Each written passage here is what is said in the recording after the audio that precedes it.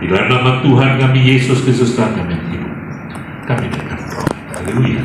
Amin. Shalom. Silakan duduk Bapak Ibu sekalian. Puji Tuhan. Kembali boleh diundang di doa puasa ini sangat kehormatan bagi saya. Terima kasih Pak Alek untuk kesempatannya.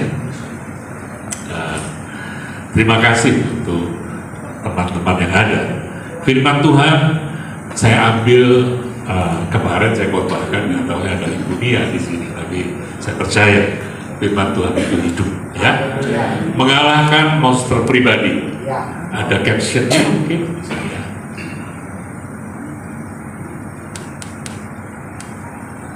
Baik, sembari disiapkan. Nah, kenapa dikatakan di sini monster pribadi? Seringkali kita ini kalau ngadepin tantangan di luar, ya, ngadepin masalah persoalan, berat memang, tapi itu ada di hadapan kita. Yang paling berat itu adalah kalau kita menghadapi tantangan orang-orang dalam, ya. Lebih berat lagi apa yang ada di dalam kita. Ternyata orang-orang berhasil adalah orang-orang yang bisa mengalahkan dirinya pribadi. Ya, inilah yang Tuhan ingatkan untuk kita pada pagi hari ini. Di dalam diri kita ini ada monster yang kita harus kendalikan. Apa sih monster itu? Monster itu kalau di kitab bahasa Indonesia, ya, sudah di Indonesia kan, artinya adalah makhluk yang tidak normal, bentuknya aneh dan sebagainya. Ya, sering digambarkan makhluk yang matanya satu ada di jidatnya, ya, ada juga yang mengatakan raksasa. Tapi hari-hari ini kita lihat juga bagaimana film monster digemari anak-anak. Itulah penyesatan iblis, ya, hati-hati. Bahaya. Karena kalau memang itu Tuhan sudah ingatkan, pasti itu bahaya. Ya. Nah, monster yang ada di dalam kita itu apa sih?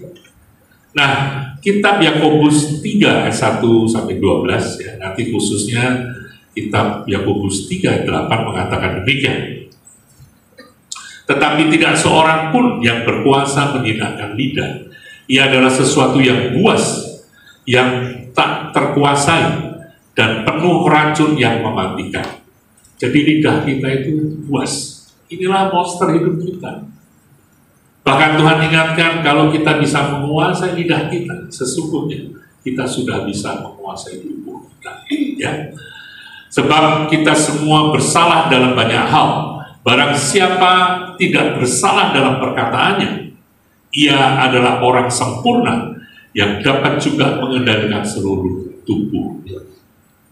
Ingat ya, lidah itu sedemikian pentingnya.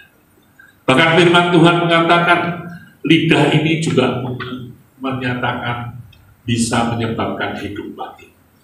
Amsal 18 ayat 20 mengatakan, perut orang dikenyangkan oleh hasil mulutnya. Hidup dan mati dikuasai lidah. Siapa suka mengembangkannya akan memakan buahnya. Jadi hati-hati.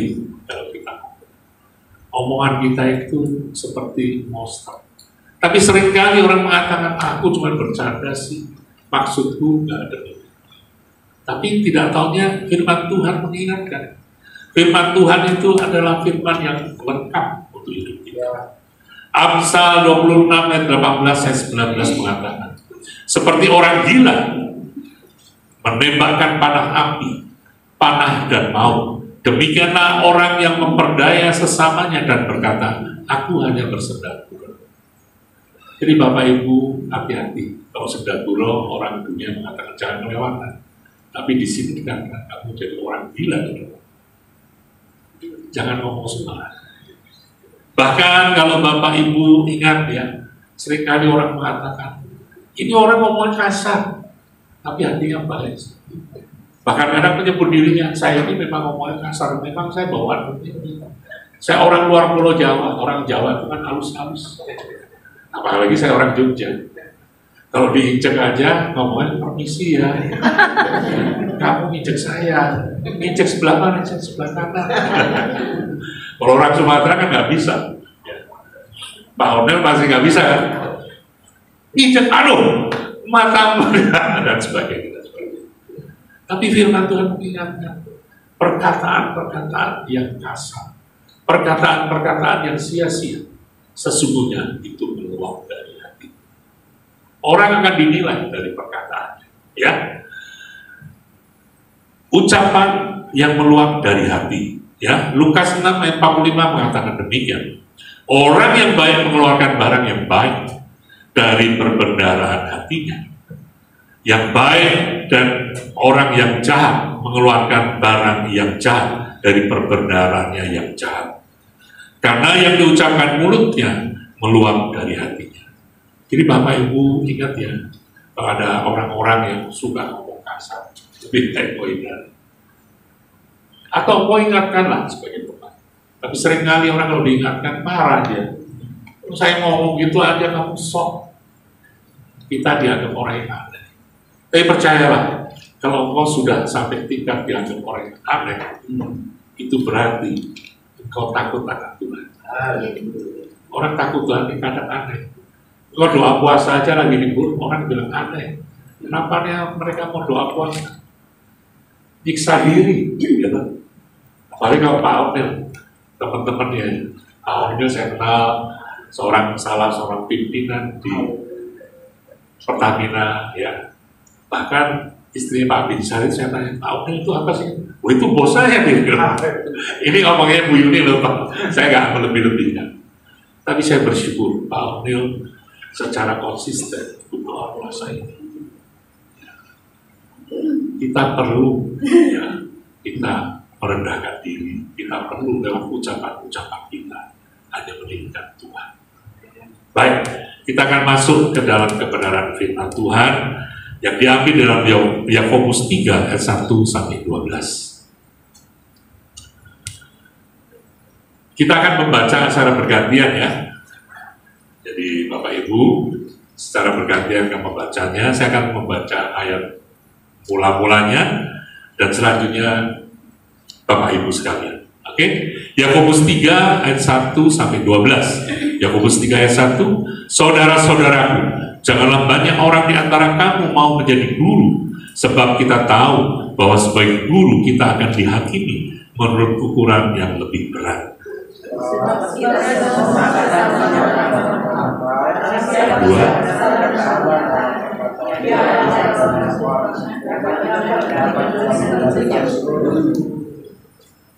Ayat 3, kita mengenakan kekang pada mulut kuda sehingga ia menuruti kehendak kita. Dengan jalan demikian kita dapat juga mengendalikan seluruh tubuhnya. Digerakkan oleh angin keras, namun dapat diketahui yang amat mencuci menurut kasih. 5. Demikian juga lidah, walaupun suatu anggota kecil dari tubuh, namun dapat memegahkan perkara-perkara yang besar. Lihatlah, betapapun kecilnya api, ia dapat membakar hutan yang besar. Ia kecepatan dan mengambil tempat di antara letak-letak binasa sebagai sesuatu yang dapat dinodai dan menyalakan tidak sehingga ia sendiri menyalakan. Ayat 7, semua jenis binatang liar, burung-burung serta binatang-binatang menjalar dan binatang-binatang laut dapat dijinakkan dan telah dijinakkan oleh sifat manusia.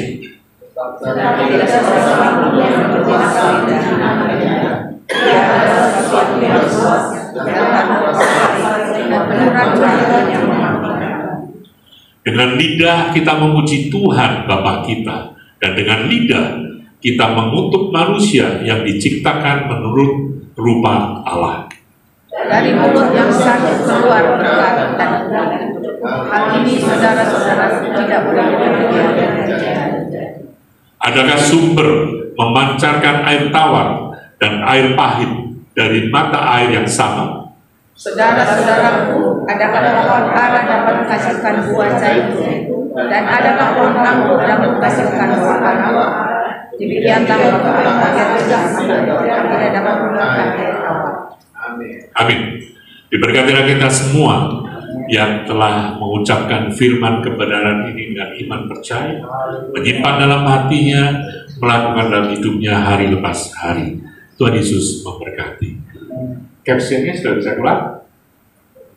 Oh, nggak bisa, nggak apa-apa. Oke. Lidah, kita tadi sudah membaca bagaimana lidah, khususnya diingatkan bahwa lidah itu seumpama api, bahkan api yang berasal dari neraka. Kita tahu bagaimana lidah dari zaman Adam dan Hawa menjadi penyebab dosa mula-mula. Iblis merayu Hawa lewat apa? Perkataan. Perkataan yang menyesatkan. Perkataan yang setengah kebenaran. Nah, saya ingin ingatkan Bapak Ibu sekalian, sekarang ini banyak hoax. Di mana-mana orang ngomong sembarangan. Baik seolah-olah berbuat baik tentang kesehatan, tentang obat, tentang berita yang paling berat. Kita seringkali kan paling gampang ya. Waduh, ini ada obat murah, obat yang kayaknya pakai bahan-bahan dapur lewat sayur-sayur dapur bisa menyembuhkan. Kelihatannya benar, tapi beberapa orang ada yang menelitinya kembali. Makan seledri benar itu menurunkan darah tinggi, tensi. Bahkan orang-orang mulai yang punya tensi mengatakan satu dengan lain, jangan minum obat.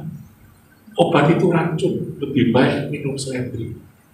Gak taunya ukuran seledri yang harus diminum kalau benar-benar konsisten. 2 kilo, apa nggak benar? 2 kilonya kan nggak diomong. Jadi hal-hal begini seringkali kelihatannya maksudnya baik. Kan sayur itu kan bahan natural. Tapi saya percaya obat-obat pun Tuhan juga sediakan. Sekarang ini kita menganggap obat kimia. Nah, kimia itu sudah Tuhan yang sediakan. Asalkan itu yang membawakan dokter. Jangan main-main. Banyak teman-teman saya yang dia bilang, Pak, kita kan harus jaga. Kalau kita makan obat kebanyakan, ginjalnya rusak. Saya kebetulan punya teman dokter penyakit darah. Dia bilang, sebaliknya, kamu kalau darah tinggi, kamu nggak rawat dengan obat, ginjal kamu rusak. Kenapa? Karena ginjal itu saringan. Saringan ditekan terus, karena tekanan darah tinggi kan. Lama-lama juga jebol itu. Dan banyak orang yang akhirnya stroke dan sakit dan sebagainya. Hoax itu berbahaya. Jadi saya ingatkan, lidah, ucapan, berita, itu harus kita saling dengan hati-hati. Berapa banyak kita dengan gampangnya menyebarkan hoax. Bahkan kita seolah-olah berlomba-lomba ingin menjadi satu orang yang paling duluan memberitakan seolah-olah tanda petik kabar baik. Katanya itu hoax. Jadi kalau mau ya forward dan sebagainya, hati-hati. Ini juga monsternya harus kita kendalikan. Monster-monster seperti ini kelihatannya sepele. Seperti lidah. Lidah itu seolah-olah kecil, tapi dia bisa mengendalikan tubuh kita. Tapi dia bisa menjadikan kita menentukan mati hidupnya. Bahkan yang kedua, lidah yang merusakkan ini juga lidah yang mencemarkan. Kenapa mencemarkan? Seringkali orang merasa ya kalau ngomongin orang satu dengan lain itu hal yang umum. Indonesia, kenapa WA atau WhatsApp itu sangat-sangat booming di Indonesia. Karena orang-orang terbiasa dengan ramah tamahnya. Kita sering ngobrol, ya. Itu baik ramah tamah itu. Tetapi kalau ramah tamah yang disimpangkan, mulai ngomong tetangga, mulai ngomong orang lain, itu namanya mencemarkan. Hati-hati. Tingkat bunuh diri di Indonesia itu demikian tinggi saja. Saya pernah baca, ya, salah satu yang tertinggi di dunia. Kenapa kita nggak sadar? Karena tidak tercatat dengan baik. Yang tercatat di Korea, di Jepang, bahkan di negara-negara maju, karena orang sudah begitu makmur, semua dipenuhi oleh seolah-olah uang dan uang dan uang. Padahal manusia ini adalah orang sosial. Ternyata di dalam kesendirian mereka merasa kesepian dan akhirnya mereka bunuh diri. Tapi sebaliknya, orang yang punya sosial yang baik, tapi yang orang-orangnya sosial tidak sehat, ngomongin satu dengan lain, itu juga mendorong mereka untuk bunuh diri. Nah, pagi hari ini kita belajar, seharusnya lidah digunakan untuk apa? Lidah harus kita gunakan, dan lidah harus kita kembalikan fungsinya, seperti waktu kita diciptakan. Ya, kita ingat di dalam Kejadian 1 ayat 27, manusia diciptakan segambar dan serupa dengan Allah. Tetapi sayangnya kita diingatkan di dalam Roma 7 ayat 20. Jadi jika aku berbuat apa yang tidak aku kehendaki, maka bukan aku lagi yang membuatnya, tetapi dosa yang diam di dalam aku. Kita yang sudah diciptakan sempurna oleh Tuhan, tapi dirusak oleh dosa. Nah, bagaimana kita mengembalikan fungsi lidah kita sesuai apa yang Tuhan mau? Dan kita percaya bahwa Tuhan kita adalah Tuhan yang menembus segala ketidakadilan. Ya, Lukas 18 ayat 28 mengatakan, bagi manusia itu tidak mungkin, tapi bagi Tuhan itu semuanya mungkin. Bapak Ibu sekalian, percayalah bahwa kita memang hari-hari ini menghadapi situasi yang tidak baik. Situasi ekonomi kok rasanya nggak beres-beres. Saya percaya semua kita mendapat tekanan. Tapi ingatlah, kita jangan mengikuti dunia ini. Tadi kita diingatkan oleh firman kebenaran. Apa yang kita ikat di bumi akan terikat di surga. Ikatlah hal-hal yang baik, ya, di bumi ini. Tapi ikat hal-hal yang jelek, yang jahat, terikat di surga. Serahkan pada Tuhan. Jangan kau lakukan yang sebaliknya. Kalau engkau ucapkan hal-hal yang tidak menjadi berkat, itu juga akan terikat di surga, dan engkau menjadi penghalang berkat-berkat yang Tuhan akan kirimkan bagi. Semua mungkin bagi Tuhan, tapi ada hal yang tidak mungkin. Kenapa? Kalau manusia menolak. Kenapa hal itu bisa terjadi? Karena Tuhan kita adalah Tuhan yang penuh konsekuen. Tuhan menghormati otoritas manusia. Kalau Tuhan itu mau gampangnya menjadikan manusia bertobat, dia tinggal perintahkan semua manusia bertobat. Tapi Tuhan menjadikan manusia serupa dengan gambarnya, sehingga manusia punya kehendak, manusia punya kemauan, sehingga Tuhan dengan kasihnya mengorbankan dirinya di kayu salib, disesat, direndahkan, diludahi, dia rela untuk menanggung dosa kita. Kan ini kelihatannya nggak masuk akal. Kok pakai jalan yang susah-susah? Padahal dia berkuasa. Tapi ingatlah, Tuhan kita adalah Tuhan yang menghormati apa yang dia sudah janjikan. Manusia diciptakan serupa dengan gambar. Jika kita punya kemauan, kita punya kemerdekaan. Tuhan merdekakan kita dengan caranya yang sesuai, yaitu apa? Menebus kita dengan kuasa darah yang suci. Di perjanjian lama kita ditebus oleh hewan dan sebagainya. Tapi itu tidak sempurna. Tapi kita ini beruntung bahwa kita adalah orang-orang yang dipilih, diselamatkan lewat kuasa darah. Tapi ingatlah bahwa kita harus mau mengendalikan apa yang menjadi monster yang masih kita alami di dalam dunia yang tidak sempurna ini. Yang pertama, Tuhan ingatkan bahwa lidah kita harusnya memuji Tuhan. Yakobus 3 ayat 9 mengatakan, dengan lidah kita memuji Tuhan, Bapa kita, dan dengan lidah kita mengutuk manusia yang diciptakan menurut Allah. Ini tidak boleh. Harusnya kita hanya memuji Tuhan, memuji dan memuji. Kenapa kita tadi sempat sebelum firman disampaikan kita memuji Tuhan? Karena bukankah Tuhan katakan bahwa Tuhan bertahta di atas puji-pujian.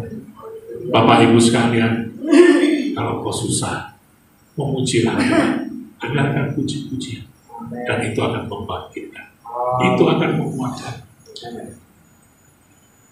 Saya tahu, tadi saya sudah singgung, keadaan dunia makin susah. Bukannya kita menjadi orang-orang yang seolah-olah membodohi dunia, lalu masa bodoh dengan kesusahan. Enggak lah, biarin. Bukan. Tapi dengan iman, kita akan mengatasi masalah persoalan. Bukan karena masalah persoalan ini seolah-olah bertubi dan bertubi. Padahal kita berharap lewat pandemi ada kesulitan ekonomi. Karena semua ekonomi seolah-olah berhenti.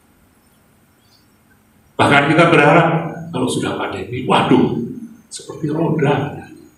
Tapi Tuhan mengingatkan, hidup kita bukan seperti roda. Kalau kita berserta Tuhan, kita akan naik. Tapi kalau kita menuruti dunia, bukankah Tuhan sudah katakan, hari-hari makin jahat. Itu hari-hari di dunia. Tapi kita, hari-hari kita adalah hari-hari bersama Tuhan. Amin.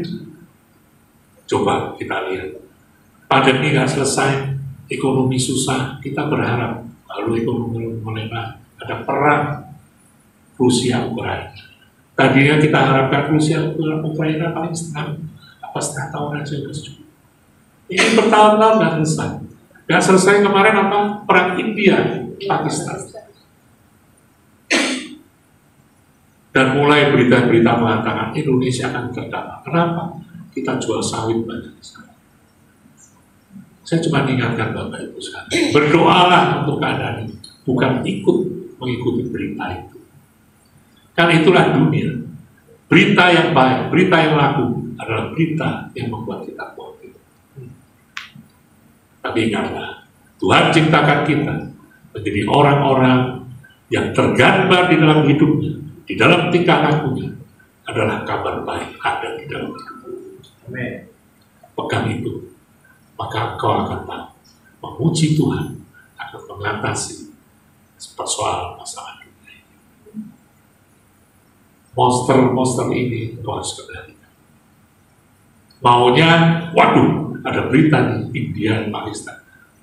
Kita mulai sebarkan kiri kanan. Dan mulai kita tidak sadar melepaskan monster ini kepada orang-orang sekitar kita. Bukankah seharusnya justru kita memuji dan mengatakan, jangan khawatirlah. Kalau itu terjadi perang, Tuhan izinkan. Kalau itu terjadi perang, pastilah firman Tuhan mengatakan apa yang tidak baik oleh dunia, Tuhan mampu mengubahkan itu sesuatu yang baik, yang indah, memuliakan nama Tuhan. Kita datang ke tempat ini, kita mau merendahkan diri, kita mau memuji, kita mau menyanyikan pujian, kita mau diberkati firman Tuhan. Kita semua ada di dalam keberkatan, di dalam kerangka memuji Tuhan. Yang kedua, bahwa kita memberkati sesama. Yakobus 3 ayat 10 mengatakan, dari mulut yang satu keluar berkat dan kutuk. Hal ini saudara-saudaraku tidak boleh demikian terjadi. Ucapan-ucapan berkat adalah hal yang seharusnya muncul dari kita untuk kita perkatakan dari mulut kita kepada orang lain. Ucapkan berkat, ucapkan hal-hal yang baik. Jangan jadi kebiasaan untuk mengucapkan hal-hal yang tidak baik. Ingatlah, ucapan-ucapan yang tidak baik adalah hal-hal yang justru dapat menjadikan ibadah sia-sia. Baik ibadah di gereja, baik ibadah doa puasa, itu menjadi sia-sia kalau engkau mengucapkan hal-hal yang tidak baik. Ya. Yakobus 1 ayat 26 mengatakan demikian. Jikalau ada seorang menganggap dirinya beribadah, tetapi tidak mengekang lidahnya, ia menipu dirinya sendiri, maka sia-sialah ibadahnya. Bapak Ibu, jangan buat ibadah sia-sia. Kau sudah doa puasa, pasti kau punya niat yang baik. Engkau sudah doa puasa, pasti kau punya kerinduan. Doa-doa dijawab. Engkau punya kerinduan, sakit penyakitmu Tuhan sembuhkan. Engkau punya kerinduan berdoa sehingga saudara, anak sukses berhasil. Tapi alangkah sedihnya oleh perkataan yang kau tidak mau untuk menjaganya sesaat, itu menjadi sia-sia. Apa sih yang dikatakan? Seolah-olah sepele. Waktu kau di doa puasa mulai ngomong satu dengan lain. Itu ya, nggak taunya ya. Presiden kita nggak bisa apa-apa, menteri kita nggak bisa apa-apa. Kelihatannya hal sepele. Bukankah itu adalah perkataan sia-sia? Bukankah orang-orang ini yang walaupun kita tahu, walaupun kita lihat lewat mata kita, memang jengkel, tapi biarlah, itulah orang-orang yang Tuhan sudah izinkan. Bukankah pejabat-pejabat itu semua Tuhan izinkan untuk menjabat di mana mereka berada. Yang penting kita doakan kalau dia menyimpang. Tuhan, saya melihat penyimpangan, biarlah Tuhan kau yang berkata. Jangan ditambah-tambahin. Sayang, doa puasamu 3 hari nanti sia-sia. Ucapkan kata-kata berkati. Tuhan, biarlah menteri-menteri ini kau memberkati. Tuhan, biarlah kau yang beracara. Bukankah Tuhan berkata, bahkan kau harus tunduk kepada Tuhanmu yang jahat di dunia ini. Ini yang berkata mengenai bos-bos kita yang jahat. Tapi manusia ini seringkali manusia ini adalah manusia yang semua melihat lebih gampang hal-hal yang negatif dari orang di seberang. Bukankah pepatah dunia mengatakan, ya, balok yang ada di matanya nggak kelihatan, ya kan? Tetapi kutu di seberang lautan, kutu kan kecil, kelihatan. Jangan salahkan dirimu kalau kau biasa melihat kesalahan-kesalahan orang, tetapi kendalikan itu. Kenapa? Itu karena memang kita sudah ada di dalam kuasa dosa. Bukankah Tuhan sudah menyelamatkan kita? Kita harus maintain sampai nanti kita bertemu muka dengan Tuhan Yesus kekasih jiwa kita. Kita ada di dalam kesempurnaan. Nanti di surga tidak akan ada kata-kata cacian maki. Tetapi sementara kita di dunia yang hanya sebentar ini, jaga mulut kita, berkati sesama. Saya lihat di dalam kesaksian-kesaksian yang ada tentu mengingat ya, karena dia tahun 2021 ya, memang tidak lama, sebagai kanselir Jerman ya, Angela Merkel. Angela Merkel memegang tampuk kekuasaan 16 tahun. 2005 dia naik, 2021 dia turun. Dan waktu dia turun, seluruh Jerman itu dicatat oleh sejarah, bertepuk tangan, mengaplos dia, mengapresiasi dia selama kurang lebih 6 menit. Ini dicatat oleh sejarah. Kelihatannya sepele, tapi ini dilakukan oleh seluruh ya rakyat Jerman, baik yang oposisi, baik mereka yang mendukung dia, semua mengaku. Kenapa? Ternyata setelah saya baca, Angela Merkel adalah orang yang takut akan Tuhan. Dia ada seorang pendeta Lutheran di Jerman, dan Tuhan izinkan dia memimpin Jerman. Jerman adalah di mana Kristen Protestan mulai Martin Luther membantukan dalil-dalil yang menyanggah waktu itu gereja Katolik yang menjual, ya, ada surat dosa, surat pengampunan dan sebagainya yang salah dan itu berkembang. Tetapi di negara yang sama ada juga yang namanya Nazi yang membunuh 6 juta manusia, membunuh dengan kejamnya, dan beritanya sampai sekarang masih ada. Tapi saya yang heran, ada negara yang membunuh. Kalau itu betul, ya, beritanya kita doakan. Ya, saya mendapat satu YouTube bagaimana di satu seminar seorang ahli di Amerika yang memaparkan bagaimana COVID itu dibuat ternyata di laboratorium di Amerika, di North Carolina. Saya menyebutkan ini sudah ada sumbernya, tapi kita doakan. Dan ternyata itu mulai disebarkan. Kenapa disebarkan di luar? Ternyata memang penyebabnya adalah, ya, yang dikatakan waktu itu kalong atau relawan, ya, kesukaannya Pak Betty Becker. Ternyata mereka itu tadinya mengarah ke ini disebutkan semua, dan ini dihadiri kurang lebih 200-300 orang, ya, diarahkan ke Asia Tenggara. Tapi ternyata di Asia Tenggara jenis dari kelelawar itu berbeda dengan jenis kelelawar yang ada di Amerika. Yang sama adalah di Wuhan. Apa yang mereka lakukan? Mereka seolah-olah terjadi kecelakaan. Mereka punya fasilitas laboratorium Amerika di Wuhan. Dan itu yang dibocorkan. Ternyata, ya, walaupun saat itu mereka mengatakan, ini nggak sengaja, betul.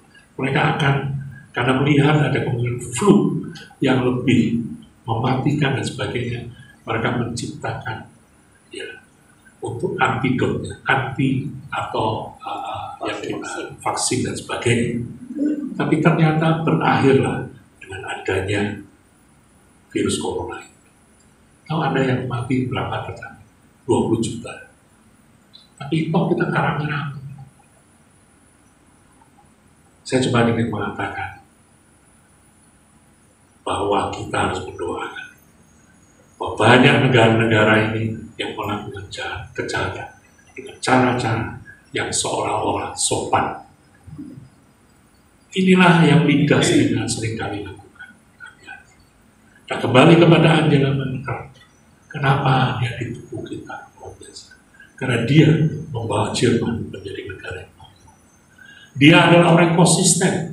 Waktu dia sebelum terpilih sebagai Perdana Menteri, dia tinggal di apartemen yang sederhana. Dia tinggal di kalangan rakyat biasa saja. Tentu ada penjagaan untuk mengamankan dia. Tapi apartemen yang sama. Dan dia sudah katakan, dia tidak mau mengganggu tetangganya. Dia secara konsisten mencuci baju. Cuci baju kan hal yang umum. Tapi dia cuci baju jam 9 malam. Kenapa jam 9 malam? Dia sudah hitung. Kalau jam 9 malam, itu listriknya lebih murah. Padahal kalau kita dengar, ini hal apa yang dia lakukan? Tapi dia melakukan apa yang Kristus lakukan. Menjadi teladan. Ahli Jerman mengatakan tentang teladan. Bahwa itu adalah sesuatu yang tidak hanya dilakukan, tetapi harus dilakukan. Itulah teladan. Tuhan Yesus di dalam hidupnya menjadi teladan. Bukan perkataan-perkataan hikmat, tentu perkataan hikmat yang berkuasa. Tapi teladan Tuhan Yesus hidup di muridnya, diturunkan turun-temurun. Dan kita menjadi anak-anaknya harus meneladani dia. Angela Merkel meneladani dia. Bahkan dia katakan, kita tahu kan kalau namanya mesin cuci, kalau sudah peres ya, bunyinya kan kenceng ya. Dia lakukan untuk diberikan peredam dan sebagainya, supaya nggak mengganggu tetangga. Padahal dia PM. Kita kadang sebel ya di Indonesia. Ya. Baru jadi pejabat kepala daerah, sudah pakai ngueng. Orang pada sebel mulai. Orang-orang kita macet semua. Mulai flexing, memperlihatkan kemewahannya di saat orang lain lagi sulit. Bahkan hamba Tuhan melakukan demikian. Ngomongnya mereka bilang, kalau saya nggak memperlihatkan itu, saya seolah-olah hamba Tuhan nggak diberkati. Emangnya Tuhan itu minta diberkati, minta ditinggikan dengan cara diberkati. Tuhan mengatakan, saya adalah pemimpin yang melayani. Melayani sebagai apa? Menjadi dulos. Dulos itu pemimpin yang paling bawah. Pemimpin yang ada di depan pintu, yang menyuci kaki. Itu menjadi teladan. Kenapa? Pope selalu ya, Paus menyuci kaki orang-orang biasa, menandakan atau itu menjadi teladan waktu Yesus mencuci kaki murid-murid. Angela Merkel pun waktu dia dikomentari, kenapa bajunya seperti ini terus kuno? Bahkan ada orang mengatakan, kau memalukan Jerman. Dia bilang, saya bukan model, saya ini adalah pelayan. Saya ini adalah pemimpin yang melayani rakyat saya. Bukankah itu kata-kata yang Tuhan Yesus katakan untuk kita semua? Menjadi berkat. Ya. Dan ternyata Angela Merkel, waktu dia turun pun, dia kembali ke apartemennya. Dan dia katakan, biarlah apa yang saya lakukan bukan untuk saya, untuk melakukan untuk Tuhan dan untuk rakyat saya. Yang ketiga, seharusnya lidah atau monster kita kendalikan, kita arahkan itu apa? Memberikan kesejukan, ya. Menyegarkan, menghidupkan. Yakobus 3 ayat 11 mengatakan, adakah sumber memancarkan air tawar dan air pahit dari mata air yang sama? Bapak Ibu ingat bahwa air itu adalah perlambang Roh Kudus, perlambang air hidup yang datang dari Tuhan. Bukankah Tuhan katakan kepada seorang janda ya, yang waktu itu mengaku saya nggak married dan sebagainya, tapi Tuhan akhirnya mengatakan bahwa engkau sudah punya suami sekian banyak sebelumnya. Ya, waktu itu Tuhan membutuhkan air untuk ditimba. Dan Tuhan ingatkan kepada ibu ini, ibu, kalau engkau minum dari air sumur ini, engkau juga akan haus kembali. Tapi waktu engkau minum air kehidupan, air firman itu, maka engkau tidak akan haus kembali. Bahkan engkau disegarkan. Kita anak-anak Tuhan di tempat ini, lewat ucapan-ucapan yang memberkati, lewat ucapan-ucapan yang memuji Tuhan, bukankah itu adalah air kehidupan bagi orang-orang sekitar kita? Ucapkan kata-kata yang memberi semangat, ucapkan kata-kata yang memberi dorongan-dorongan kepada mereka, sehingga mereka tidak menjadi orang-orang yang patah semangat, menjadi orang-orang yang akhirnya menyatakan bahwa percuma hidup itu, percuma ini dan itu.